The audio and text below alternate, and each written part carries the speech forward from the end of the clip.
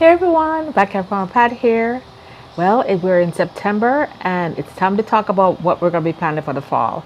So today we're going to talk about seeds I'm starting in the fall or I'm starting now in September. I know it's still really hot, but a lot of these seeds take a few weeks to germinate, and I'm praying that by the end of September or beginning of October, when it's time to put them out into the garden, that the weather would start to cool off. So let's get started on seeds I'm starting in September.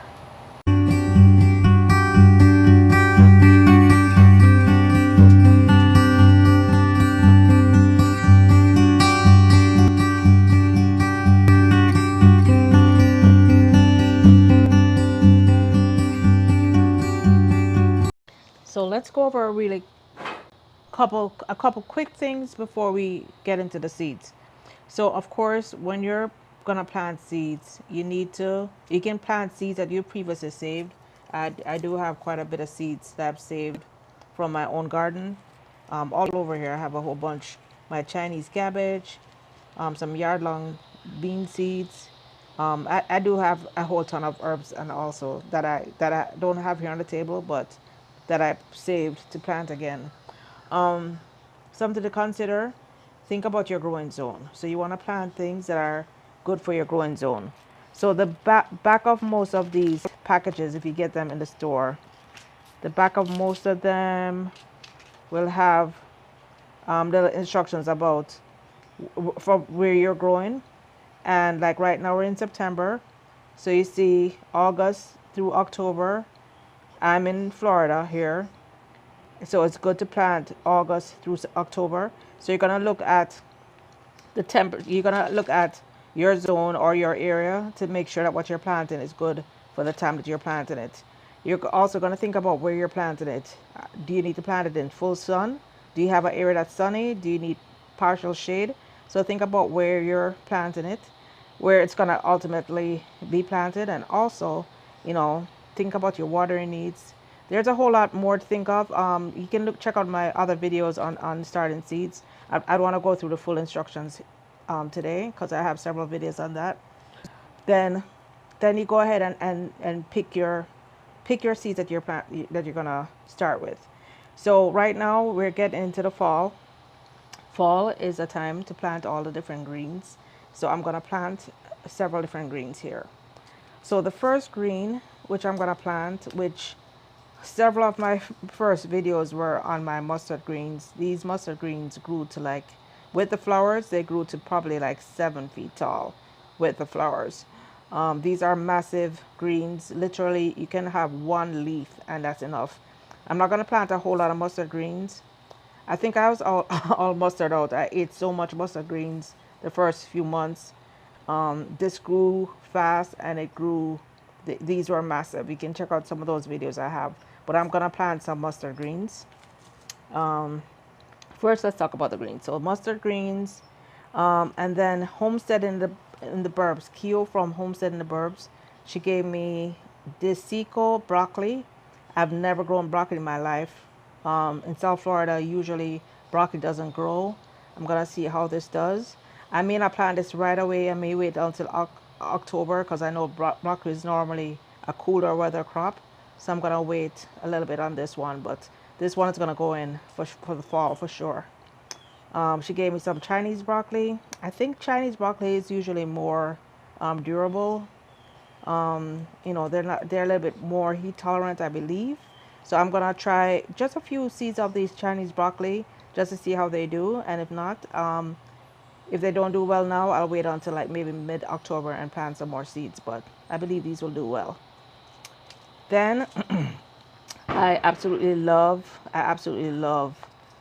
every kind of bok choy. So I have some milk bok choy here, and I also have tatsoi bok choy. Planted this before. It went through a couple freezes. I didn't harvest a lot, but I'm gonna try it again. What I noticed on my previous homes, when I planted bok choy and my Chinese cabbage and those things in the fall, they did really well. So I'm gonna plant some more bok choy and some Chinese cabbage also. I also have some seeds of my bok choy that I had previously, as well as some cabbage. I've never grown cabbage. It's another thing that does not grow well in South Florida, but now that I'm in Central Florida, I'm gonna try this. It says 71 days to cabbage to harvest. I know cabbage normally prefers cooler weather. 71 days from now will be probably the beginning of November. This one I'm gonna plant this month, but I'm gonna wait a few weeks to plant it closer to the end, probably close to the end of September. Here on the package, it says it can be planted September through February in my area in Florida. I think I'm gonna save this one. I'm gonna save this one and plant it later along with the broccoli. Then dinosaur kale. This is something that I've seen so many people grow on other channels that I watch. This is another thing I've never been able to grow, or I've never tried to grow.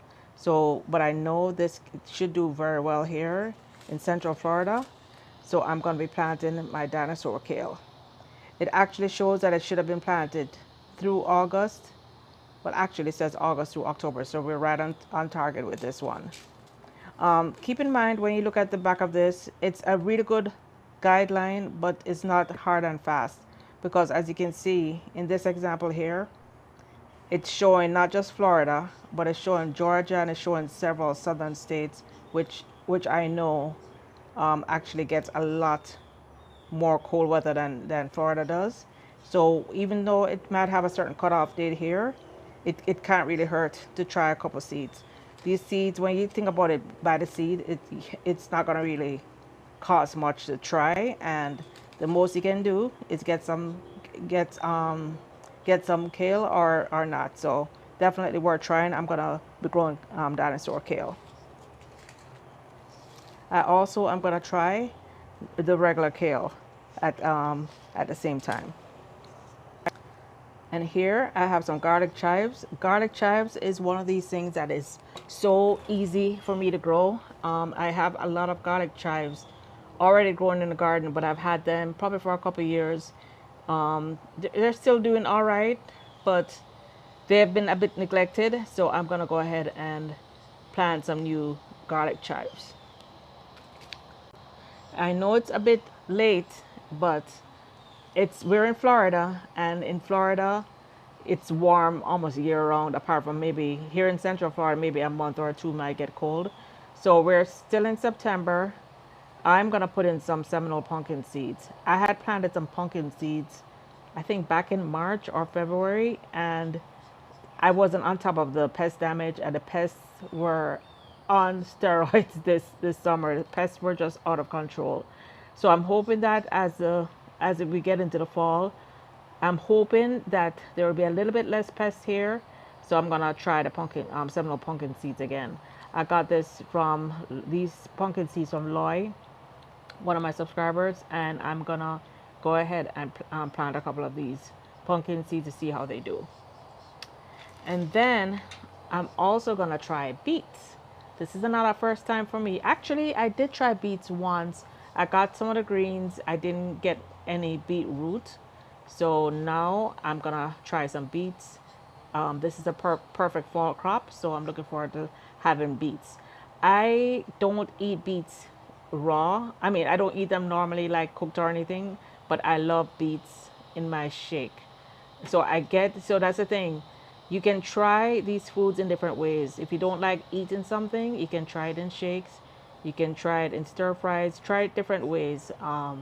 But I know beets taste delicious. I actually use organic beet juice every single morning when I make my shake. So now I'll have fresh beets from the garden.